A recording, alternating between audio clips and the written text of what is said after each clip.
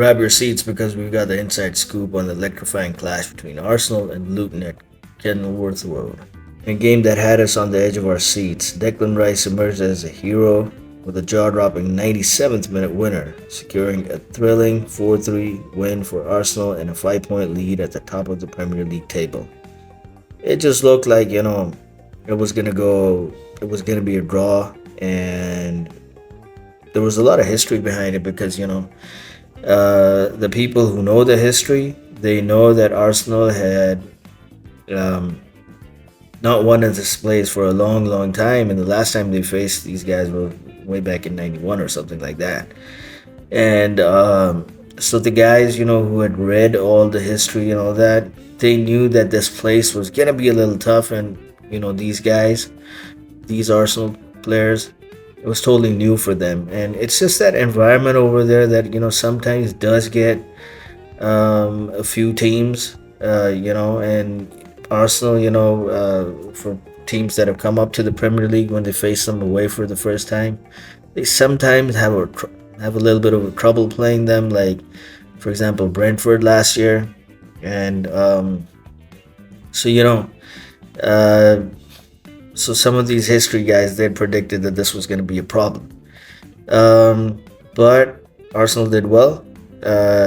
And then these guys just kept coming back, and it was Declan Rice. But so okay, let's rewind and break down the highs and lows of this roller coaster ride. It was Martinelli. He kicked things off. He put Arsenal in the lead, and then just 5 minutes later, Gabriel Osho, he leveled the score with a free header. Then Gabriel Jesus added to the drama, making it 2-1 just before halftime.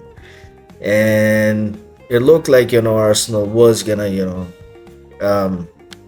make it 3-1 after halftime and all that, but they were poised for a comfortable win. But then the environment kicked in again, and maybe, I don't know if it's the environment or if it's David Raya, but the second half blunders allowed Luton to claw back, and that guy Adebayo and Barkley they both capitalized on the mistakes, and guess what? It was like 3-3.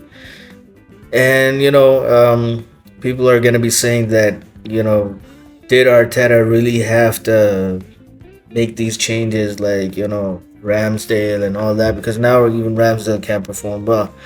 And then when they asked Arteta before the game that, hey man, are you gonna let Ramsdale leave? He was like, no way, he's not gonna weaken the team in January. So we don't know right now. I don't think he's gonna let him leave before the summer. The reason he signed Raya was because Raya is better on the ball and Ramsdale isn't that good on the ball. But at least Ramsdale was a shot stopper, and because of that, they didn't really have to go through these, goalkeeper problems last season. But then again, Arsenal's at the top. It's because Man City, they've lost Kevin De Bruyne and Gundogan. Liverpool is, they're also going through that same trouble. They've lost a lot of players and all that, but this is not the Liverpool of a couple of years ago, which was like peak Liverpool. Salah, he isn't that young anymore, and the other guys, they're not pressing the way Klopp makes them press. That's like very, very aggressive. Van Dijk is old, and so that team is also in a transition. So Man City, Liverpool, both are in a transition phase right now, and that is why Arsenal is capitalizing on that. But the quality of Arsenal right now is one of the best right now. There's like no doubt about that. So talking about player ratings, Raya, he found himself under scrutiny, so we'll give him a 3 out of 10. The defensive trio, Ben White, Saliba, and Gabriel, we'll give them a 7 out of 10. They did well. It wasn't really their fault, Jacob Cavior, he faced a bit of challenges in the left back role. We'll give him a 6 out of 10. But Kai Havertz, he leveled the score. He set the stage for Declan Rice last minute heroics. So in the midfield, we will give Rice an 8 out of 10. Uh, he is a signing that has just worked wonders. Kai Havertz, we got to give him an 8 out of 10. He was really, really good. And he's that guy who gets in the box. So, that Arteta thing that we're going to play him as a midfielder. But in that possession based, Pep Guardiola thing and that Xavi thing he's doing at Barcelona, they want a midfielder who can get inside that golden zone in the box. And Kai Havertz does fit that role, although he's not that well, with all that possession stuff. But he does the job. And that's why, 8 out of 10 for that guy. Odegaard, he's the orchestrator. 7 out of 10. He contributed the crucial cross for Rice's header. If it wasn't there, this goal wasn't going to happen. It was going to be a 3-3 draw, 2 points drop. But guess what? 7 out of 10.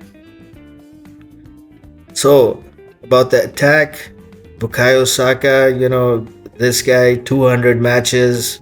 That's a huge milestone. Let's just hope he doesn't get injured. He's playing every single game. Got to give him an 8 out of 10. He changes the game. He's got that ability.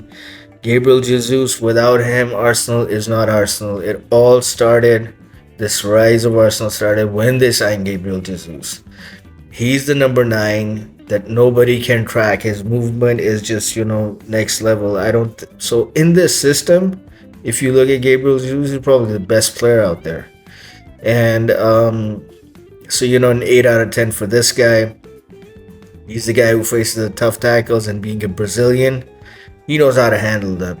He knows how to take those fouls, get the yellow cards from the ref, force the ref to do that, and he's the guy who orchestrates the mental side of things.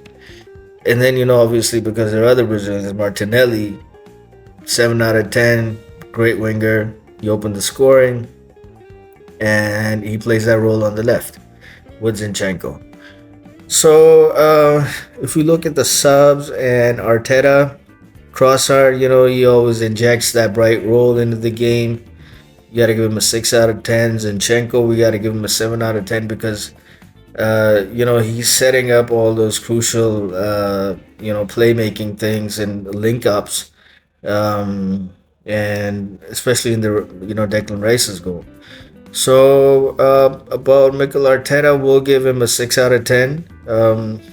Again, it's mostly because of his choice of goalkeeper, and substitutions were effective. They were good, but he's got to do something about that goalkeeper, man. So that's it. It was a great game. 3 points, 5-point lead at the top. Liverpool and City's, they got something on their hands, and I don't think they're going to be able to take on this Arsenal team. Even in possession and the pace at which they play, that is really good. Man City's a little slow. Liverpool is like too fast. They don't get that possession. So, but we'll have to see what Arsenal do when they go to Anfield, because Anfield is a difficult place. Everybody knows that, right? So comment in the box, and see you again next time.